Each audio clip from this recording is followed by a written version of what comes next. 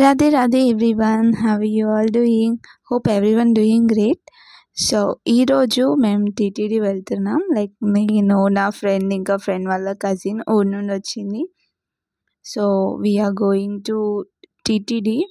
అది కూడా బస్లో వెళ్తున్నాం. చాలా డిఫరెంట్ ఫీల్ ఉంది బస్లో వెళ్తే, బికాజ్ ఫస్ట్ టైం నాకు బస్లో సీట్ దొరికింది అండ్ కూర్చొని అలా హ్యాపీగా వెళ్తున్నాం. ఇట్స్ ఆఫ్టర్నూన్ టైం కాబట్టి మైట్ బి అంత రష్ లేదు. అండ్ మేము ఉండే ఏరియా నుండి టీటీడీ 45 to 50 minutes పడుతుంది. So we're going. అక్కడ నుండి మేము జూబ్లీ చెక్ పోస్ట్ దగ్గర దిగి we need to take Rapido. So Rapido కోసం వెయిట్ చేస్తున్నాం. ఆల్రెడీ బుక్ చేసుకున్నాం. నేను మా ఫ్రెండ్స్ ఇంకా అందరం అక్కడ నిల్చొని నేనైతే అలా వ్లాగ్ షూట్ చేస్తున్నా. నా ఫ్రెండ్కి తెలీదు. సో తనే ప్లాన్ చేసింది. యాక్చువల్గా it was sudden plan but మేము అక్కడ వెళ్ళాక అదే ఇందుకోసమే వచ్చామేమో అనిపించింది మాకు టీటీడీ. అండ్ అక్కడ చాలా ఎండగా ఉండే అండ్ కాళ్ళు కాలుతున్నాయి వెళ్ళేటప్పుడు.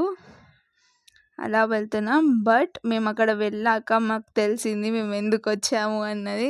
Sudden plan. సో అలా అంటారు కదా, దేవుడు మనల్ని పిలిస్తేనే వెళ్తామని. There is a saying.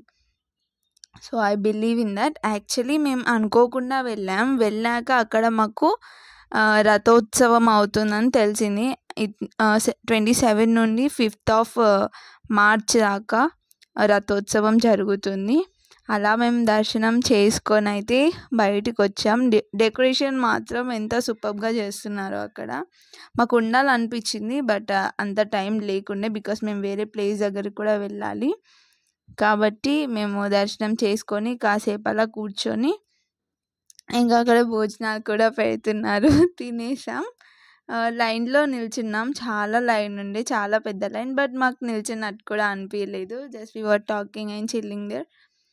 So అలా మేమైతే వెయిట్ చేసాం. ఇంకా ఫుడ్ తినేసి, అక్కడ ఫుడ్ కూడా చాలా బాగుంది.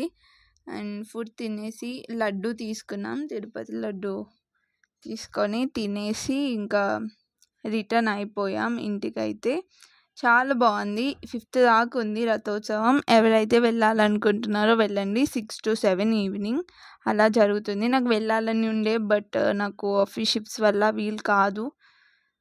బట్